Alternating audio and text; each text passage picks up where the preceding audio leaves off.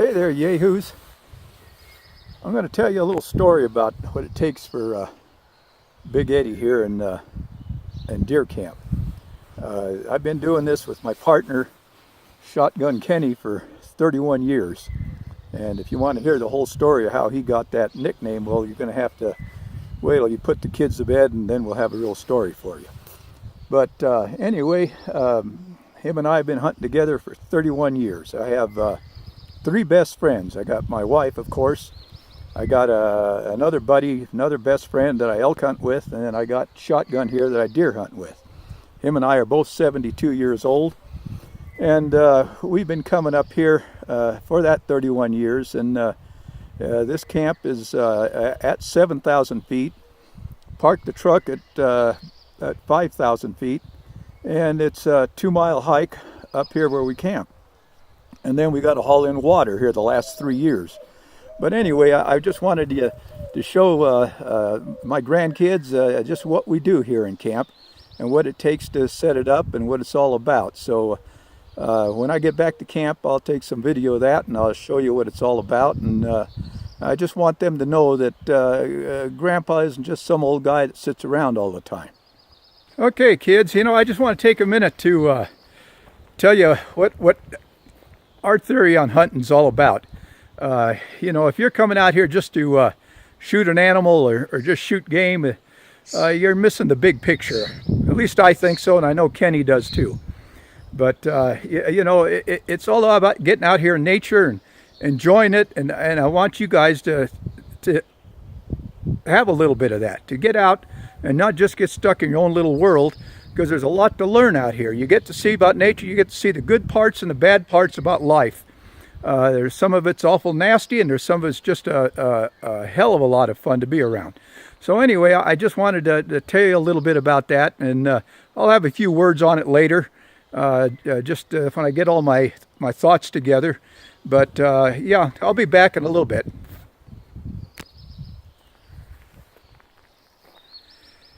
Okay, I'm back. I just wanted to tell you, when you got hunting partners, it's about, you need somebody around you that you can count on, a best friend.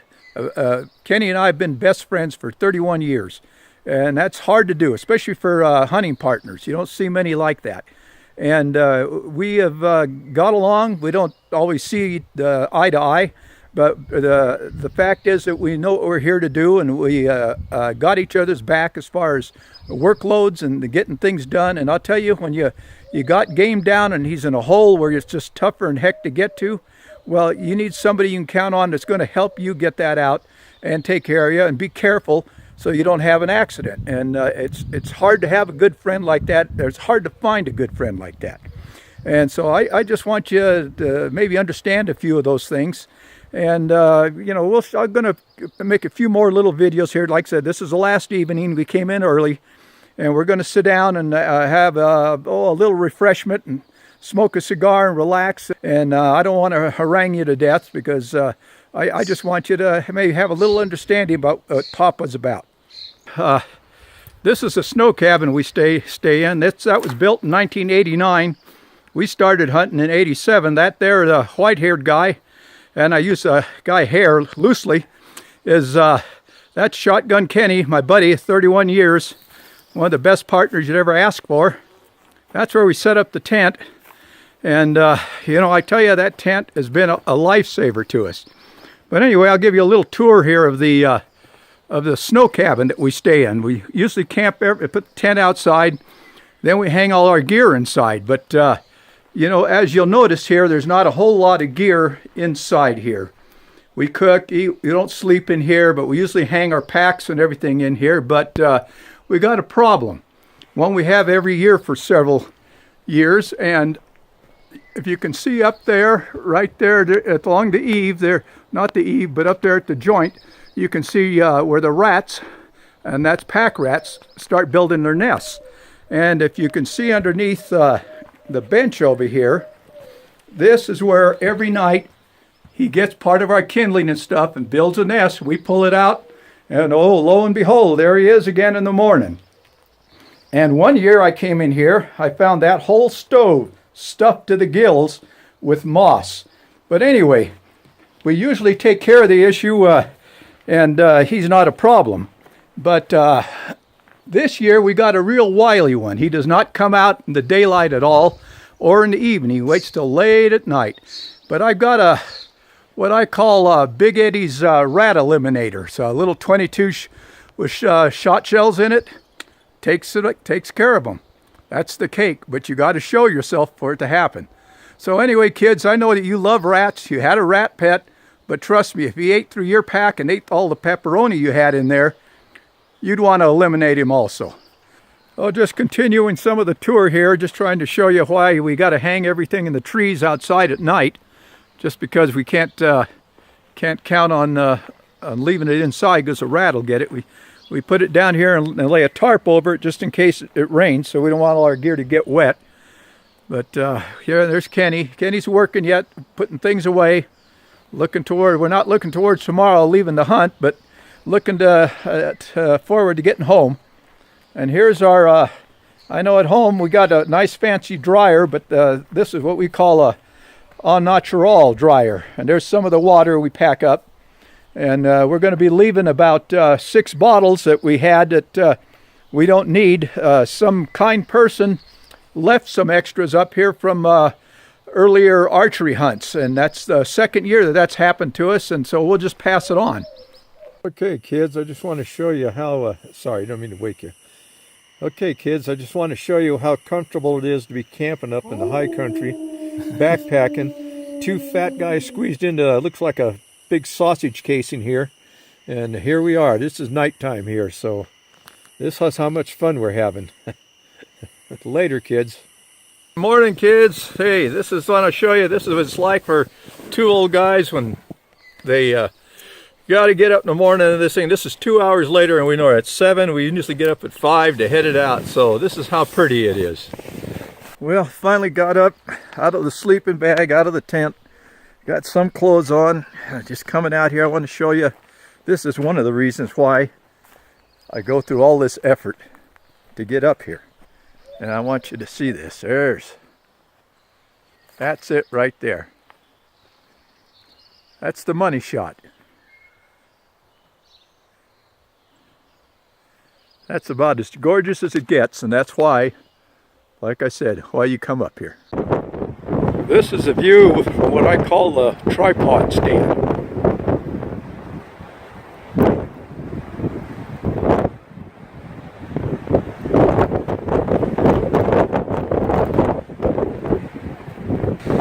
Freaking cold this morning.